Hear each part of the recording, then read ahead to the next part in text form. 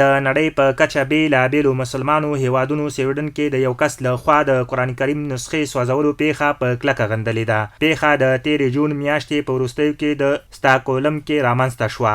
د جلال آباد ښار 2 تنه اوسیدونکي رفیع الله او مسلم د اسلامي امارت وروستۍ پرېکړه ستایي چې په افغانستان کې د سویډن هیواد ټول فعالیتونه تر هغه وخته ځنډولي چې حکومت او خلک د قرآن کریم د سوځولو په تړاو له مسلمانانو بخښنه ونه غواړي. دغه سویډن چې د کومه بې عزتي چې د قرآن شریف کړی چې سوځولی دی او امارت اسلامي چې کومه پرېکړه چې کړی دی دغه سویډن ممالک په هغه باندې باید چې هغوی دغه اسلامي ممالک نه بخښنه وغواړي. د بخښنې نه وروسته که بیا کومه پرېکړه چې کوي هغه مونږ ستایو او باید چې دا ټول اسلامي ممالکونه په دغه هغه باندې خفه سي او خپله چې دی هغه عکس العمل ورته وښیي په دې چې ښه کار یې نه دی کړی دی. دا د ټول افغانانو چې دی یو درد دی، دا زموږ ستاسو د قرآن عظیم شان کلام د الله تعالی کلام دی، دا ښه کار یې نه دی کړی دی او امارات اسلامي چې دا کومه پرېکړه چې کړی دی دا مونږ ستایو.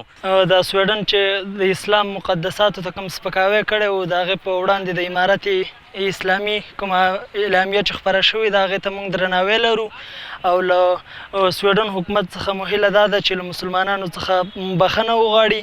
یو شمیر نور بیا د قرآن کریم د نسخې سوځولو غندنه کوي او وایي د قرآن کریم سوځولو سره نشي کولی اسلام له منځه یوسي.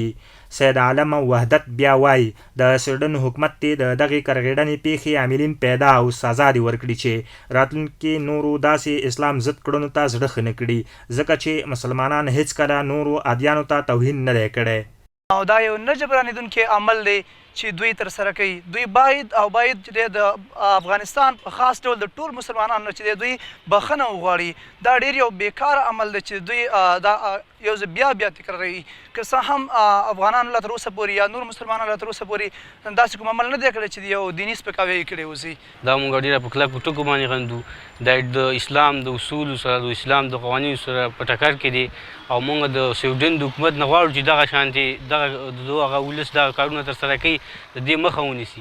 د سویډن د حکومت نه موږ غواړو چې دغه خلک دغه کارونه چې ترسره کړي دغه ونیسي او په مجازاتو باندې محکم کړي او د مسلمانانو څخه بخښنه وغواړي چې دغه کارونه بیا نه ترسره کوي. اسلامي امارت د اعلامیې په خپرولو سره ویلي په افغانستان کې د سویډن هیواد ټول فعالیتونه به تر هغې ځنډولي وي چې سویډن د نړۍ له مسلمانانو بخښنه نه وي غوښتي.